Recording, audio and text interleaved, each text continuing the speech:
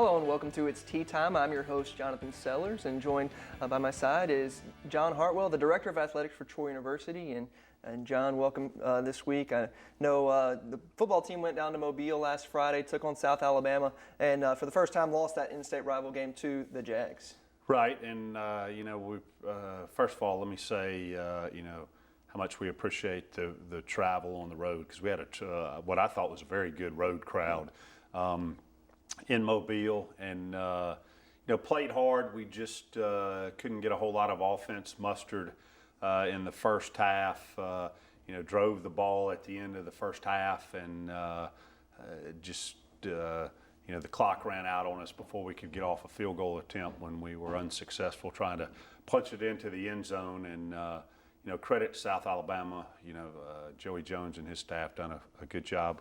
We battled hard, but on the downside again, and not much time to feel sorry for ourselves, as it's a short week again. Right. This week. Turnaround and Thursday evening in Statesboro, national television audience, and Georgia Southern, a first-year FBS team, and they have had a tremendous season. Right. A new coach, Willie Fritz, came in from Sam Houston State and has done a tremendous job, and we'll have our work cut out for us trying to defend the triple option. So, working hard this week in practice, and hey, that's why you play the games. You never know what happens, and I'm certain we'll go over there. Coach Blakeney will have our team ready to play, and see if we can sneak up on them and get a W on the road. Well, just a quick question about Georgia Southern. I know they may look like they may be the class of the Sun Belt this year, but they're not eligible for a bowl. They can still win the championship, but they can't go to a bowl, right? That is correct, because they're in their transition year this year. The only scenario under which they could go to a bowl is if there are not enough 500, 6-6 or better teams to fill all of the bowl slots. Then a Georgia Southern would go before a 5-7 team conceivably, but it is a long shot. But again, they have had a tremendous year and very well could win our league. Okay. And just while we're talking about football, just an update on the coaching search. Sure. Full bore ahead. Lots of conversations with agents primarily and potential coaches. We've had over 90 folks express an interest in the job from all walks of coaching, quite a few offensive and defensive coordinators, SEC, ACC, Big 12 type coordinators, also some assistant coaches from those conferences as well. We have had more than a couple current FBS coaches express interest, which again is tremendous. We've had some guys who are currently in the NFL who may have been in college previously, and then some guys at the high school level too, wanting the opportunity at the collegiate level. But I'm very encouraged by our pool, and as we continue the process, narrowing down, who will be the right fits, who from a recruiting standpoint is going to be tireless recruiting-wise. We'll make sure that we have discipline and accountability in there, along with the other pretty standard core values that we're looking for, and certainly who will be the right fit for Troy University to continue to build on and expand the tradition of our football program. Now, you mentioned recruiting, and talking about that, are you looking for a coach that maybe has ties to a certain area? I mean, do you want somebody with ties to this area, or somebody with Florida, or with just a nationwide base, or does that matter? I don't want to limit ourselves in a corner with geographic region, but certainly preference would be given to those that have southeastern United States recruiting ties, and certainly state of Alabama, Georgia, Florida Panhandle being very key. Okay, and let's move on. We'll talk about the soccer team now. Just a great season for the debut coaching of Coach Jason Hamilton here. They finished second in the conference this year and will play their conference tournament starting next week. Absolutely. You can't say enough good things about what Coach Jason Hamilton, his staff, and the young ladies on that team have done this year. 14-5 overall. Just tremendous, finishing a strong weekend on the road in Arkansas this past weekend, and moving into the second in the standings in the regular season final standings. Just a tremendous effort. But what's even more exciting is seeing Jason in the office the last couple of days, and seeing a couple of our young ladies around campus. They're not satisfied with where they are. They want to go to that to the championship game and to win the championship game in the tournament. Certainly South Alabama, the #1 seed, and hosting. But, we had a hard-fought loss earlier in the season in Mobile against South Alabama. And I know they're looking for an opportunity to avenge that loss. And the way that things played out, they would meet in the championship game. So that would be an exciting revenge game for the Trojans. It really is. And you talk about change in attitude and change in approach in a program, and certainly a lot of the same young ladies who were on that team last year. But hey, a new system. Jason brought a renewed energy. Obviously tremendous game plans. The young ladies bought into the system. Certainly the success built. You look at the crowds we went undefeated at home this year, and just a great example as we've transitioned in a couple of other sports to say, hey, look, here's how we want to go about this. And again, hats off to Jason and his staff and the young ladies in that program. Well, next will be fun to keep an eye on. Let's talk about the golf team some. The men's golf team is up in the Middle Tennessee tournament right now, and they are playing fabulous up there right now. Yeah, they really are. Have held the lead through not only the first and second rounds, but I just checked on my way over here for filming about halfway through the third round this afternoon up in Middle Tennessee, and continue to hold the lead over the likes of Ohio State and College of Charleston, Augusta, Middle Tennessee. I think 7 teams that were ranked ahead of us. Hopefully they can have a strong finish down the stretch and hold that lead, because that will certainly help catapult us in the national rankings. And you said that's really the main emphasis on that fall schedule for the golf team, as it kind of plays into the rankings for the spring, right? Yeah, it does. And I think we're ranked number 50 in the country right now. So again, a strong finish today can certainly get us up into the 40s and maybe even down, into the 30s, which would be tremendous.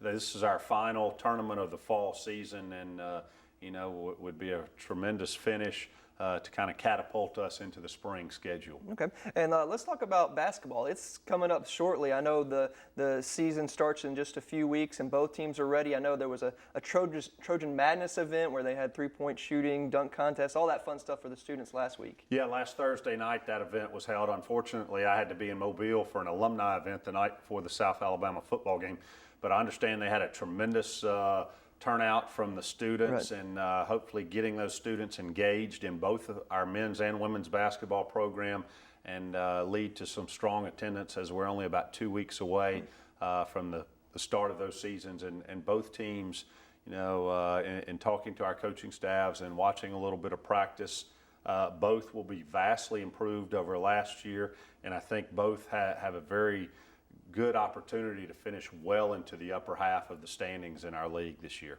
All right, and just we'll end this with talking about an event that's planned for well into the spring, but I know the voting for it comes up soon, and that's the Hall of Fame event, which is always a great event. Yes, our Hall of Fame committee had a conference call last week. We'll assemble on November 17th, which is the same day our men's basketball team plays Ole Miss here. And on that 17th, we'll have the voting for this year's class, the 4th class of the Troy Sports Hall of Fame, and some tremendous candidates on that ballot, and look forward to seeing who the 4th class of induction is. Yeah, it always brings up great memories for a lot of people, and some great times in Troy athletics. Yeah, and here within probably the next 2 to 3 weeks, we'll announce the date of that event, trying to schedule it as we have the last couple of years, around as many home events as we can in the spring, and we've got a couple of possibilities for weekends where we have baseball, softball here, and as well as looking towards potentially our spring football game that same weekend. All right, well, we look forward to hearing all about that, and we'll talk to you next week, and hopefully we got some good news. Great, thanks, Jonathan. All right, and stay tuned for more coming up on It's Tea Time. And welcome back to It's Tea Time, and we're going to talk about the soccer team who just wrapped up their regular season with the head coach Jason Hamilton. And Coach, just got to say congratulations on a great regular season, but I know that's not what you're really concerned about right now. Absolutely no. I mean, we're extremely proud of how the team did and the staff as well, as hard as we worked this year, first year being here, and kind of throwing a lot of new things at them, and the way the team's responded, and we've achieved a lot of things we wanted to achieve, not just on the field, but as far as just the culture and how the team reacts to things. So it's been very positive, and end the regular season on a good note. We kind of knew what we had to do to control our own fate to finish in a top 4 seed, and had 2 great results this weekend. Yeah, you beat both of the Arkansas schools, both of them by scores of 3-0. I mean, did you expect those kind of outcomes being on the road like that? I mean, it's always going to be difficult when you're on the road, and going into Little Rock on the first night, they need a result to secure a spot in the conference tournament. Right. So we knew we were going to get a lot thrown at us from them. On the turf for the second time this Right. year, so not something that we're extremely comfortable with. Going into it, we thought we were going to be the better team in both games. It was just a matter of being able to execute, and we put away our chances when we had the opportunities in that first game, and to be up 2-0 at halftime on the road, we kind of knew just come out and have a good second half, and Right. we'd be able to put that game away. And that's exactly what you did. And then the same thing in the second game where you also won 3-0. Yeah, against Arkansas State, it's you don't want to make excuses and reasons why you're not playing well, but I think their field's under construction, so we played on their intramural field, which wasn't the greatest, which we had gotten a heads up about. So we knew it was going to be not quite the game that we want it to be, that the ball was going to have to be off the ground a little bit more and be a little bit more direct. And we came out, didn't play great, obviously not playing the way we're used to playing, and it showed. And at halftime, 0-0. The good news was we had the results from both the Georgia schools because they're in the Eastern time zone, so we knew at halftime where everything stood. And we just told the team, you can come out and win this game, and you can finish second place in the conference, or you can lose the game and you could drop as low as 5th. So we basically just gave them that message, and they went out and did the rest. And the way they responded and executed, we couldn't be more proud, because it was probably one of the better halves of soccer we played. Created a ton of chances. Everybody that we put on the field made an impact, and you could tell they really wanted it. Well, that's got to be huge, and especially as you said, you locked up that second seed for the conference tournament, which starts next week. South Alabama is that 1 seed. So I know you have to play a couple of games, and your first game is against Louisiana Lafayette, but it could set up where you would play South Alabama in that final game, in the championship game. But first, we'll talk about your game against Louisiana Lafayette as a team that you beat earlier in the season. Yeah, absolutely. We just started preparing for them. We had a day off yesterday and started to prepare for them today, and we will throughout the rest of the week. Haven't seen much changes from them from when we played them. They're a team that's going to defensively have a lot of numbers behind the ball. They're going to make it, try and slow the game down, make it frustrating. And then when they win the ball, they're going to also slow the pace down and try and keep the ball and spread the field out. So, we just have to play at our pace, and we have to take control of the game and be the aggressors. And I think we did that pretty good job last time we played them. We just have to continue to do that. That's the first game. We don't want to look past that game, but obviously, we're looking forward to hopefully making it to the championship final and even winning that. So the top 2 seeds, there's a reason why you're 1 and 2 seed. You got a better lie to get there, and we'd definitely like the chance to have a second opportunity to play against South Alabama and have an all-Alabama final. Now, with this week, you've got a week's kind of preparation. Are you going to maybe take practices a little slower this week, or rest their legs a little bit, or what's the plan? It's kind of a little bit different of a week. So next week we play on Wednesday rather than playing on a Friday. So going into this weekend, we usually wouldn't train on Fridays, but we're going to train on Friday, and we'll do a little bit of lifting on Saturday. So it's just kind of making sure that we're doing stuff and we're maintaining the bodies. Today was a little bit lighter of a training session because we had a couple people with that were banged up after this weekend. So we'll kind of ease into it, and then hopefully peak around Thursday, Friday, and then they'll just get a light session on Saturday, rest on Sunday, and then we'll get a lighter practice on Monday and Tuesday and be ready for the game on Wednesday. And you'll travel down on Tuesday. I know we talked earlier this year when you went back-to-back weekends to South Alabama, you kind of wanted to familiarize yourself with Mobile, and so do you think that helps? Yeah, absolutely. We're staying at the same hotel, so they're going to be comfortable. We're going to eat at some of the restaurants we ate at. We've played 3 games on that field, and we're 2-1, so we're comfortable with the surface that we're going to be playing on. And I think that set us up for hopefully for some success in this tournament. We've been there a few times, and we know what to expect. All right, and so the first game is against Lafayette, and it's next Wednesday and at 1 o'clock. Yep, 1 o'clock. And that game can be watched on the Sunbelt website. Absolutely. All right, well, be sure to check that out, and we'll be cheering y'all on for a victory. All right, thank you. All right, stay tuned for more coming up on It's Tea Time.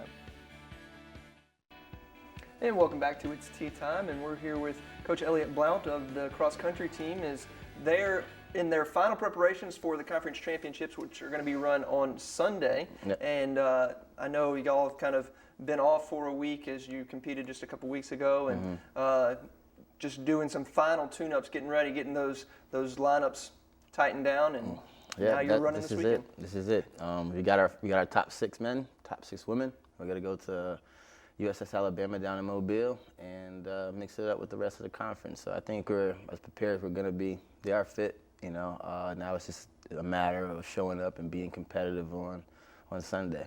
Now, this is a course that this team has run before. It was the very first meet of the year. Exactly, and that's why we went down there, very early in the season, which was a 4K for the women and a 6K for the men. But now we're at the championship distance of 8 and 5.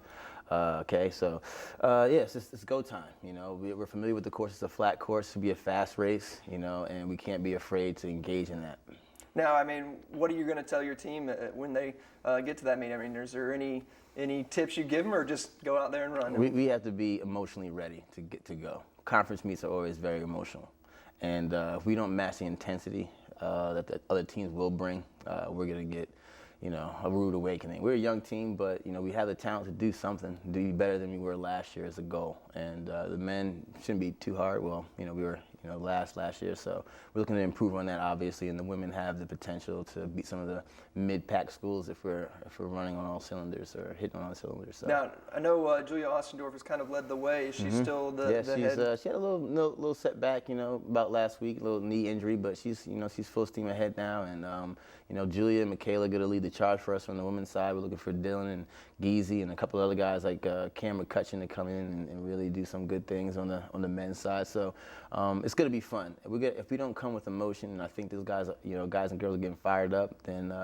we'll be in trouble. But I think if they do, then good things will come. All right, sure. Coach. Well, good luck this weekend, and we'll be checking out the results. Thank you. All right, and stay tuned for more coming up on It's Tea Time.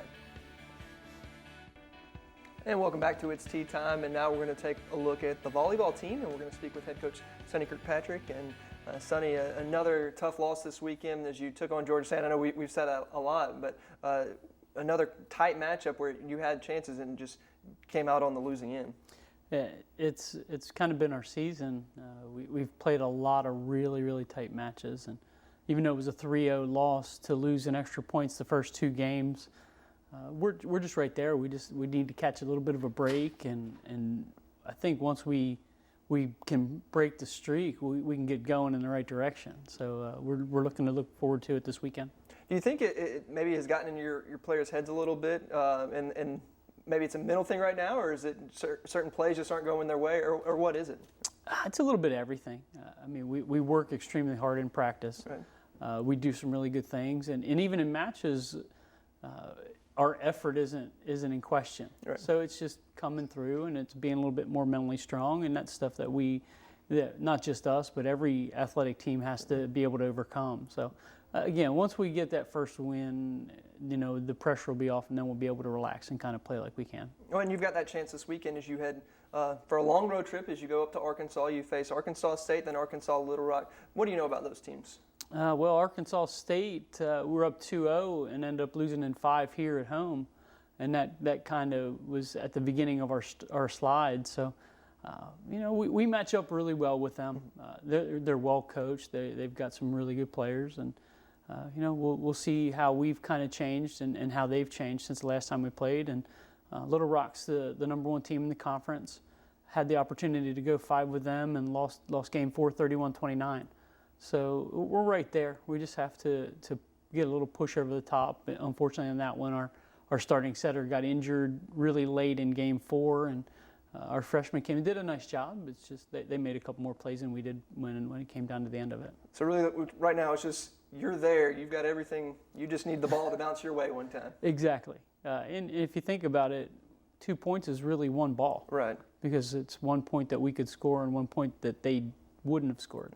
So we're Last against UT Arlington, we needed 4 plays. Out of the 217 or whatever it was total points, we needed 4. Right. And that's the frustrating thing. But our kids are playing hard. They're playing well together, and we just have to kind of figure out one thing to kind of fix to get it over the top. And I think we'll be okay. All right, Coach. Well, good luck this weekend up in Arkansas, and hopefully you'll come back with 2 victories. Thank you very much. All right, and stay tuned for more coming up on It's Tea Time.